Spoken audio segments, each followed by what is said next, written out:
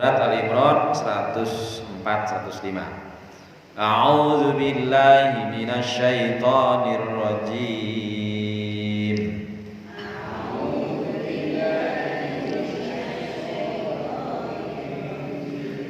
Bismillahirrahmanirrahim.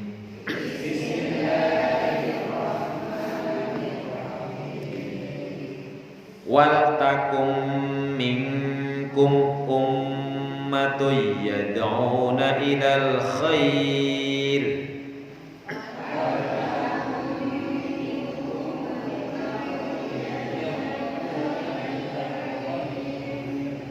wal takum minkum ummatun yad'una ilal khair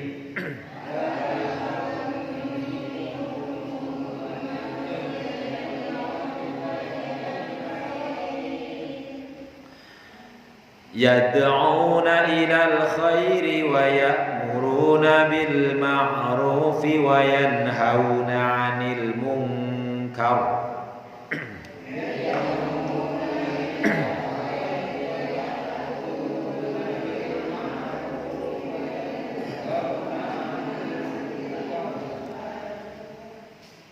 yad'una ilal khairi wa ya'muruna bil ma'rufi wa yanhauna 'anil munkar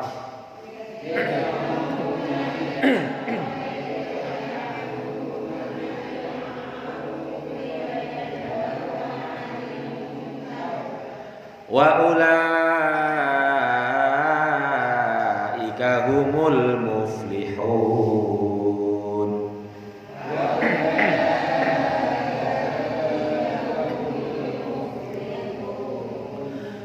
Wa ulaika humul muflihun.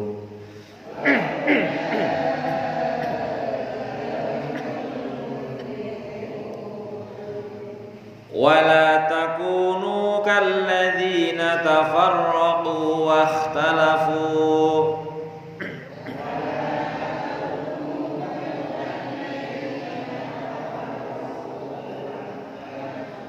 wala takunu kalladzina tafarraqu wa ikhtalafu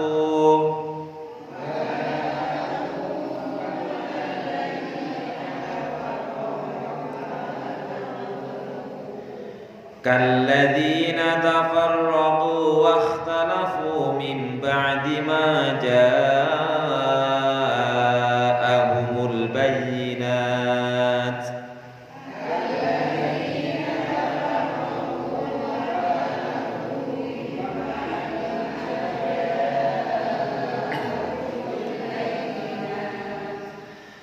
kalladzina tafarraqu wa ikhtalafu min ba'di ma ja'ahumul bayyinat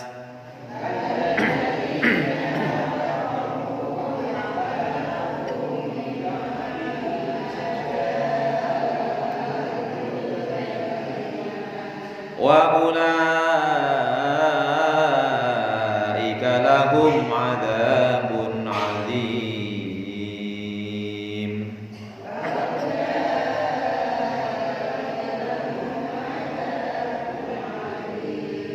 Wa ulaika lahum 'adzabun 'adzim.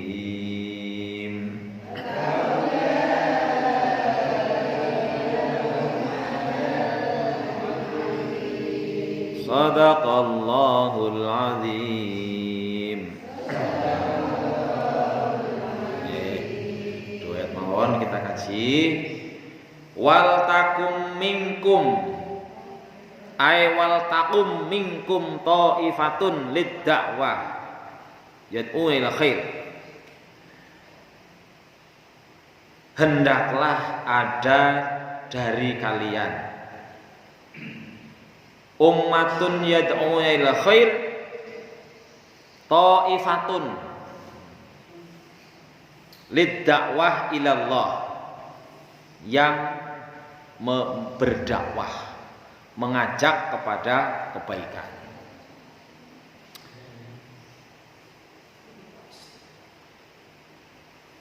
Wa ya'muruna bil ma'rufi wa yanhauna 'anil munkar. Ailil amri bi kulli ma'rufin wan nahyi an kulli munkarin.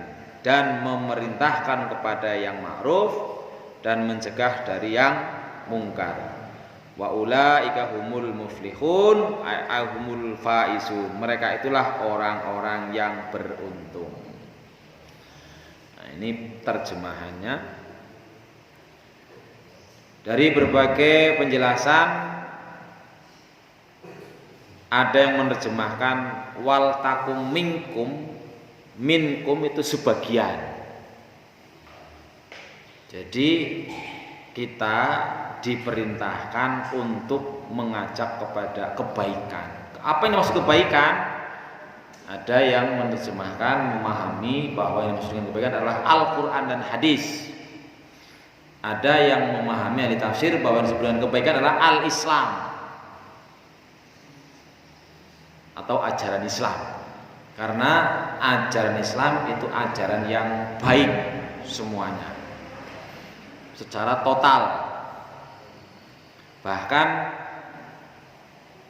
dari kata Islam sendiri, diantaranya ada penjelasan orangnya namanya Muslim.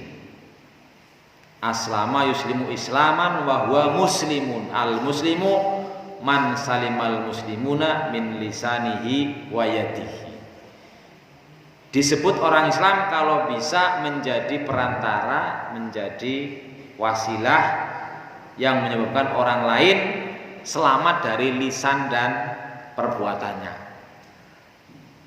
Itu orang Islam. Jadi tidak menyakiti baik secara lisan maupun secara tindakan. Nah, mestinya di antara kalian ada orang-orang yang segelombok yang mengajak. Sing jeneng ngajak berarti nyontoni nomo mangkat dewek. Yang jeneng ngajak berarti dia sendiri melakukan lebih dulu. Ibda binafsi, ngajak ya ayo. Ini ada di belakang itu ada wa ulaika humul muflihun, orang-orang yang beruntung. Tindakannya kecil tapi untungnya besar. Sebab pertama ada hadis menyatakan man da'a ilal khair kafa'ilihi atau man dalla ala khair kafa'ilihi. Siapa sing ngajak kebaikan dia mendapatkan kebaikan, mendapatkan pahala bukan saja dari dirinya karena ngajak kebaikan, tetapi juga karena mendapatkan pahala dari orang yang mau diajak. Itulah orang yang beruntung. Panjenengan ngajak tetangga, konco berangkat ngaji, kan kebaikan. Jenengan berangkat, temennya berangkat, itu yang ngajak dapat ganjaran double. Ganjarannya ngajak, ganjarannya berangkat, ganjarannya orang yang ikut berangkat. Orang yang berangkat juga dapat pahala, dapat kebaikan, tidak dikurangi sedikit pun. Nyong gara-gara lu mangkat ngaji di sini nang rika ya ganjaranku kontak, enggak, justru dapat. Kalau dia ngajak lagi, dapat lagi terus. Bahkan mungkin kita sudah mati, orang yang kita ajak kok masih juga melaksanakan yang kita ajak, kita masih dapat tabungan ganjaran. Itu yang namanya pahala jariyah. Kemudian ada yang menghukumi bahwa mengajak kepada ajaran Islam ini kan yang perlu diajak siapa sih? Yang perlu didakwai siapa sih? Semua manusia. Jadi dakwah itu bukan hanya untuk orang Islam. Kenapa? Karena Rasulullah menyampaikan atau Allah menyampaikan dalam ayat lain, wa ma arsalnaka illa kafatan linnas. Muhammad, kamu diutus itu tidak lain ya untuk mengajak semua manusia. Ada ayat lain mengatakan illa wa ma arsalnaka illa rahmatan lil alamin. Artinya kita wajib mengajak. Nah, bagaimana cara mengajaknya? Itu kan ada di ayat lain, ud'u ila sabili rabbika bil hikmati wal mau'izatil hasanati wajadilhum billati hiya ahsan. Caranya mengajak kepada orang lain tentu tadi disampaikan, pertama ya lakukan mulai dari diri sendiri. Yang kedua bil hikmah, dengan bijaksana. Dengan hikmah itu kadang yang menerjemahkan ilmu yang bermanfaat. Maka ada istilah-istilah yang populer di kalangan para pendai atau para pendakwah, ada disebut dakwah bil aqwal, ada dakwah bil amwal, ada dakwah bil ahwal. Apa bedanya?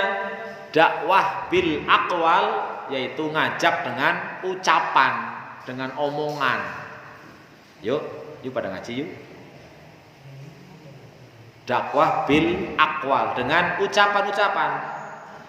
Dakwah bil amwal, mengajak tapi dengan memberi harta benda, membantu. Ada juga dakwah bil ahwal, dengan kondisi, menciptakan kondisi yang menyebabkan orang tertarik. Itu dakwah. Ada juga tadi bil hikmah wal mau'izah hasanah, dengan nasihat-nasihat yang baik.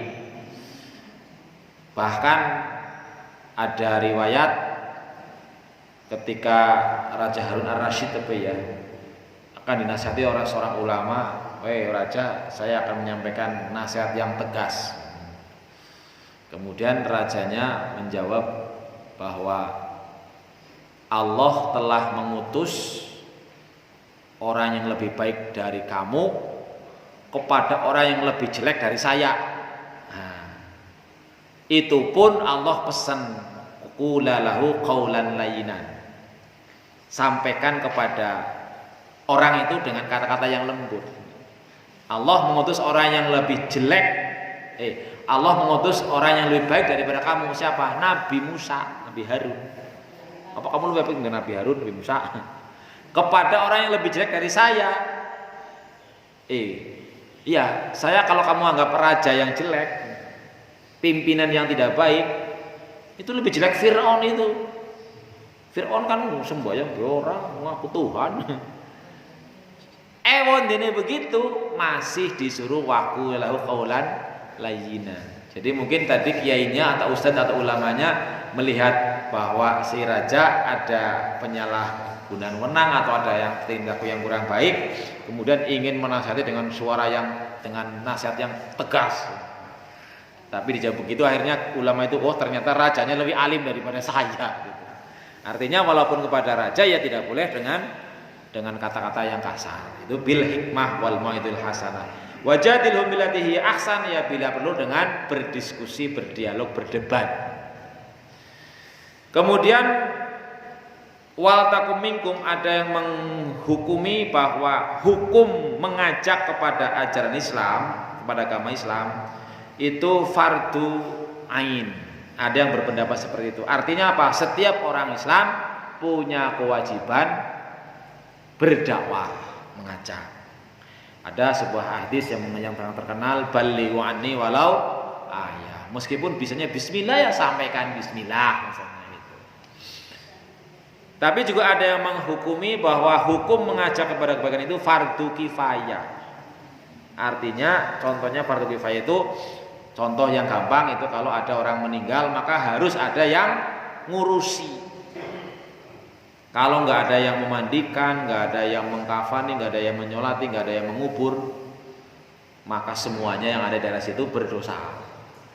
Tapi kalau ada yang sudah melaksanakan, maka yang lain gugur kewajiban. Begitu juga masalah mengajak kepada ajaran Islam, kepada Islam. Wa ya'muruna bil ma'ruf, dan memerintahkan kepada kebaikan. Wa yanhauna 'anil munkar. Ini yang kita sering istilahnya amar ma'ruf nahi munkar. Memerintah kepada kebaikan, wa yanhauna 'anil munkar, ini perintah yang sangat tegas. Kalau tadi berdakwah, mengajak itu ya barangkali namanya orang diajak Nek ora gelem ya ora kesuh mungkin wong anu disengi iki lagi pada ngaji yuk moh lah. Diajak diperintah melakukan kebaikan insyaallah ora gelem ya ora kesuh.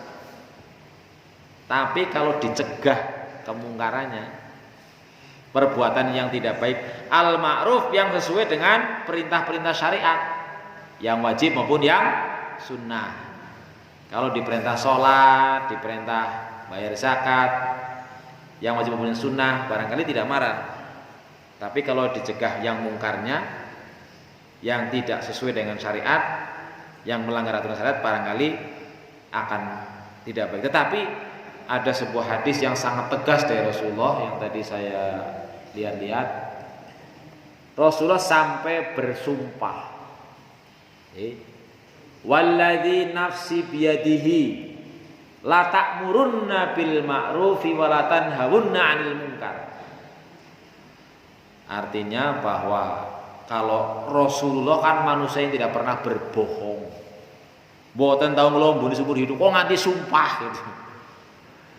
Sumpah berarti kan yang mau disampaikan sesuatu yang luar biasa pentingnya.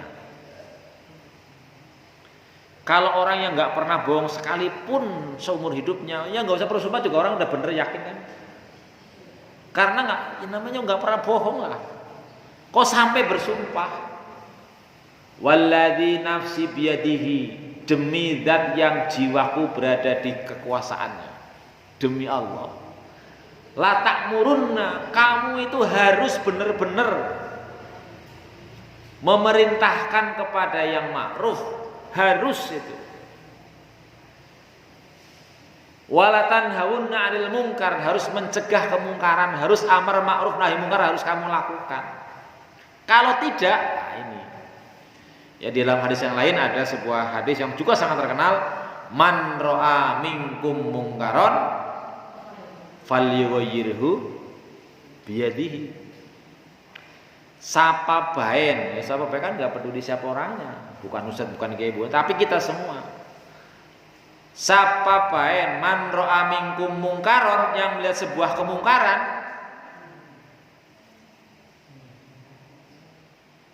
kemungkaran adalah tindakan perbuatan yang tidak sesuai dengan perintah agama.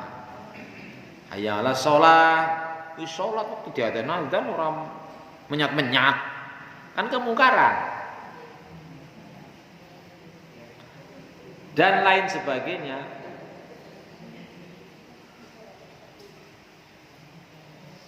Fal yughayyiru biyadi, maka rubahlah dengan tangannya. Ada yang menafsirkan dengan tangannya ya berarti dengan kekuasaannya.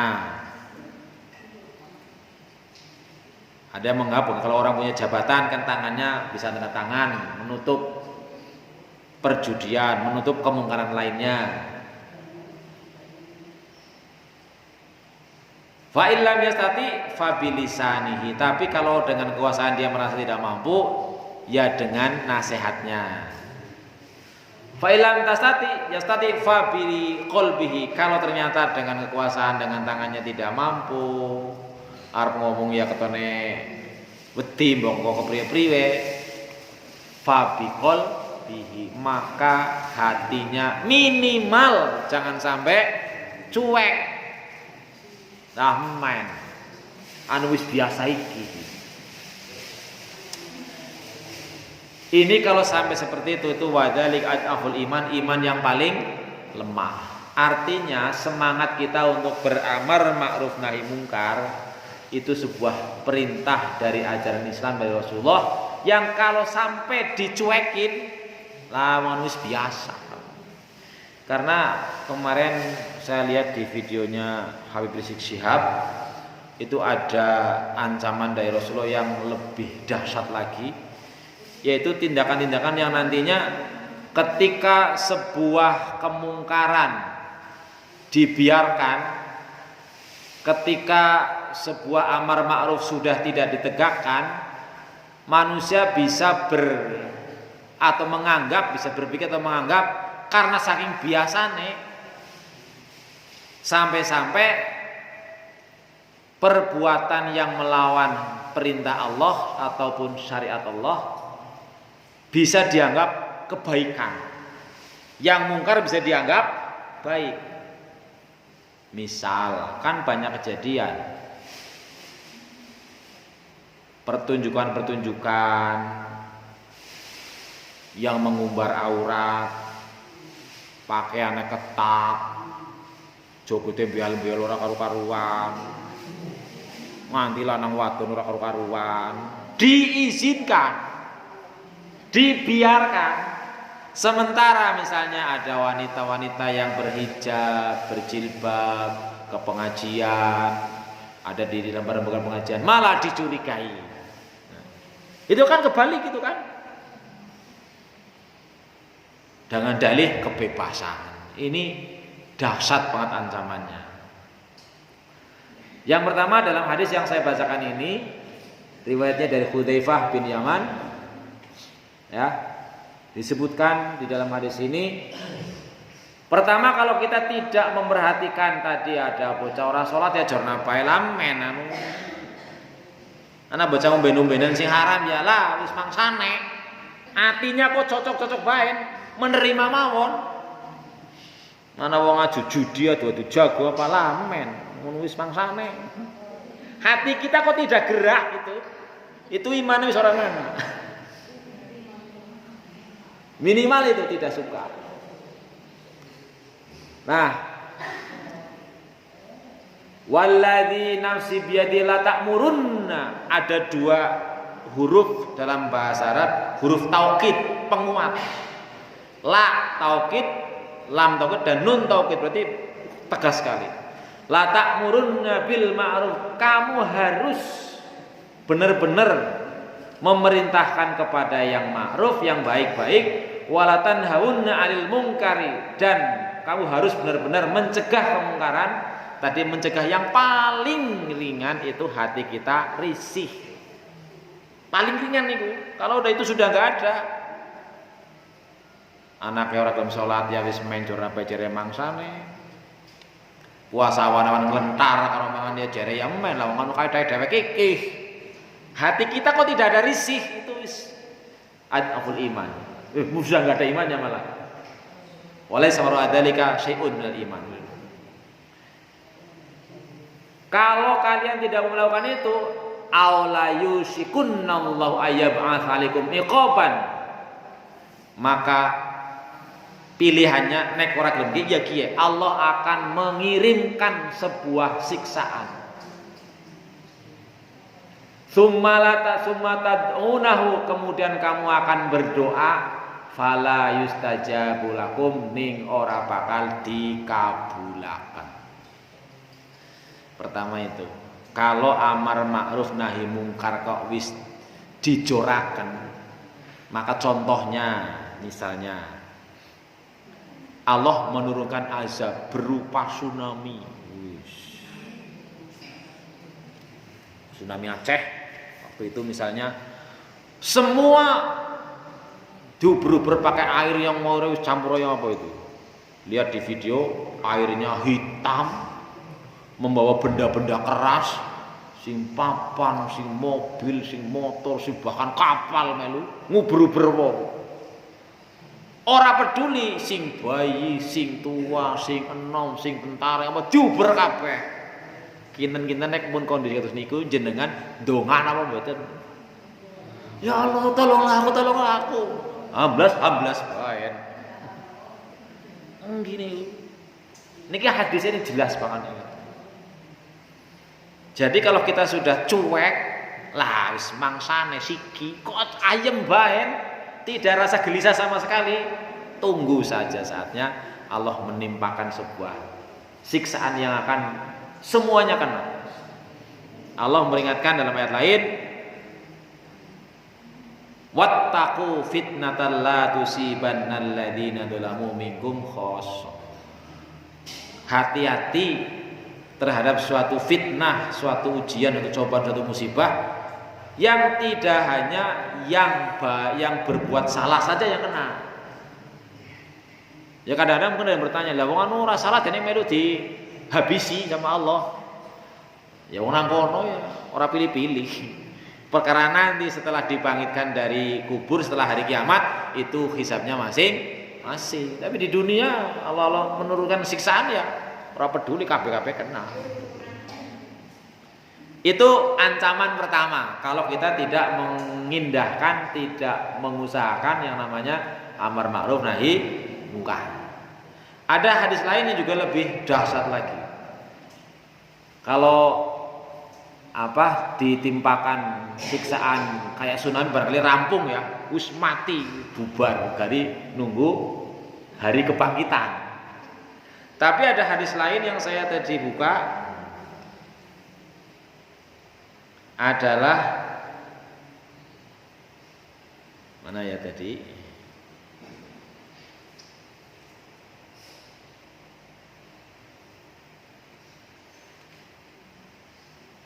Ini masih sama. Ada yang redaksi lain bahwa kalau kita itu tidak memperhatikan amar ma'ruf nahi munkar, maka kita akan dikirimkan sama Allah, yusallitullahu alaikum syirarukum, kita akan dikirimkan pemimpin sing paling elek. Kita masih hidup tapi pimpinannya pimpinan sing elek. Coba bayangin, kalau ada amar ma'ruf nahi munkar sudah tidak dilaksanakan di jorno baik, maka Allah akan mengirimkan seorang pemimpin, Bu RT, Bu RW, Bu Lurah, Bu Gubernur sampai presiden, tapi sing kepilih sing elek. Maka ini ada kaitannya dengan pilihan besok, hati-hati. Pemimpin yang akan karena pemimpinnya jelek maka dia akan menguntungkan pihak-pihaknya sendiri dan mensengsarakan rakyatnya. Ini ya, wasalllallahu alaikum syirarukum. Kemudian karena pimpinannya tidak baik, maka dia akan menimpakan saat membuat aturan-aturan yang menyengsarakan. Sehingga menjadi sebuah keniscayaan bahwa ya tadi paling rendah, paling tidak, kalaupun kita tidak mampu merubah kemungkaran dengan tangan kita, dengan lidah kita, ya minimal hati kita merasa risih. Ya Allah, wong wis kaya gue kok arep boleh tapa, mbok kuat kayak apa sungguh apa yang mesti mati. Dan kita meyakini bahwa mati bukan akhir, ya akhir dunia, tapi justru awal menuju alam keabadian. Nah, orang-orang yang mau melaksanakan amar ma'ruf nahi munkar dan mengajak kebaikan itulah wa ulaika humul muflihun, orang-orang yang beruntung. Wala takunu kalladzina tafarraqu wakhtalafu. Kowe kabeh aja ngasih, jangan menjadi kalladzina tafarraqu, seperti orang-orang yang berselisih paham, berpecah belah.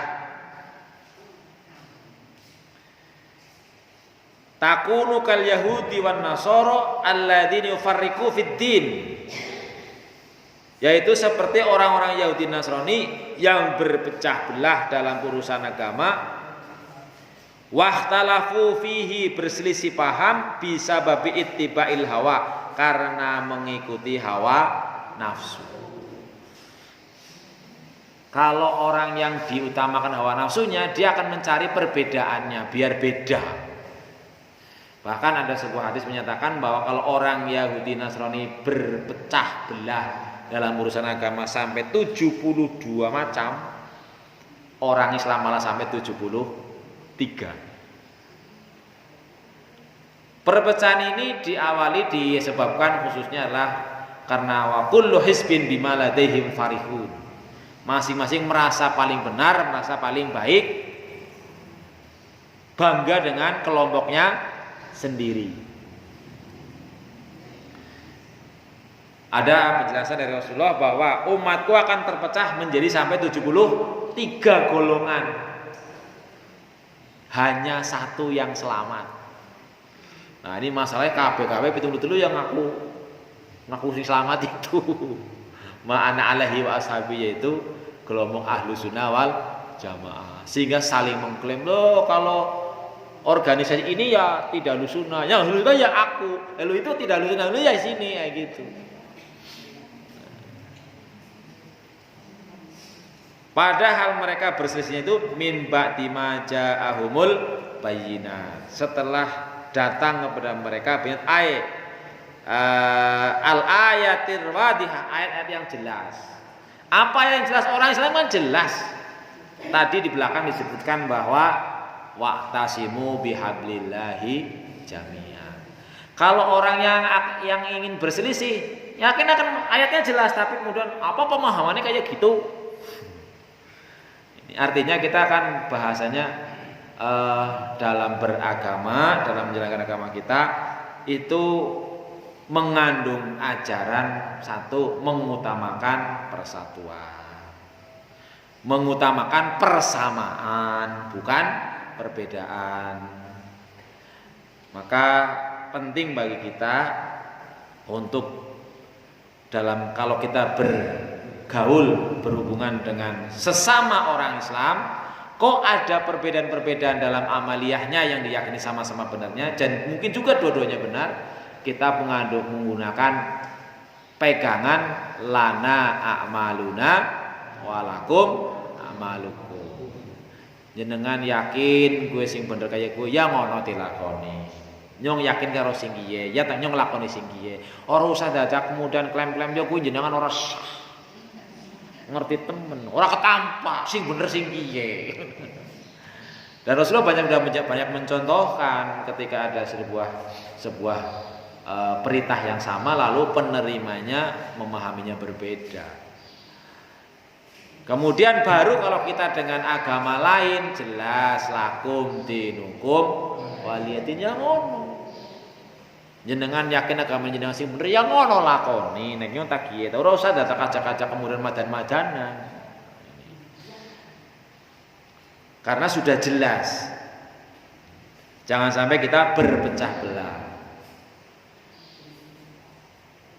Wa ulaika lahum adzabun adzim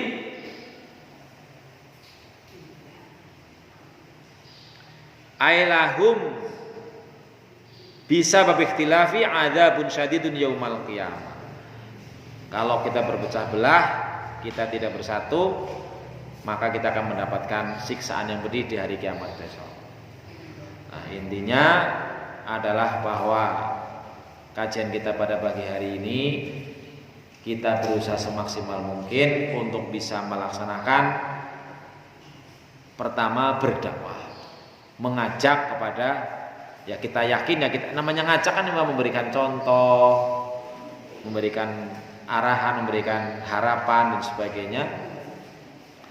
Yang mudah-mudahan dengan diajak karena prinsipnya orang yang baik itu orang yang tidak memikirkan kebaikan sendiri tapi juga memikirkan kebaikan orang lain, bareng-bareng untuk berusaha mendapatkan kebaikan bersama.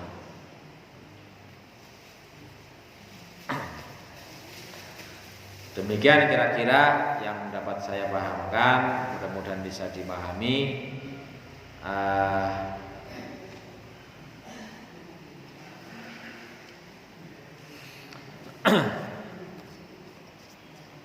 Monggo untuk memperdalam kajian panjenengan bisa melihat penjelasan-penjelasan dari ustaz-ustaz yang lain, sehingga insya Allah mudah-mudahan kita diberkahi pemahamannya. Dalam sekarang ini kalau ingin melihat kajian-kajian bisa di mana-mana saja ya, di YouTube, di Google, di mana saja bisa. Sebelumnya ini ada pertanyaan, bagaimana sekolah yang menahan STTP karena administrasi belum lunas, padahal dia tidak mampu melunasi dan dia sampai meninggal. Ini sing ijazahan apa? Yang mengambil sampai meninggal.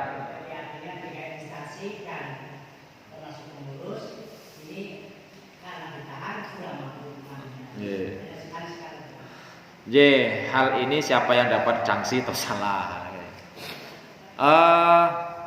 Pertama mengenai ini mungkin sudah cukup sebentar.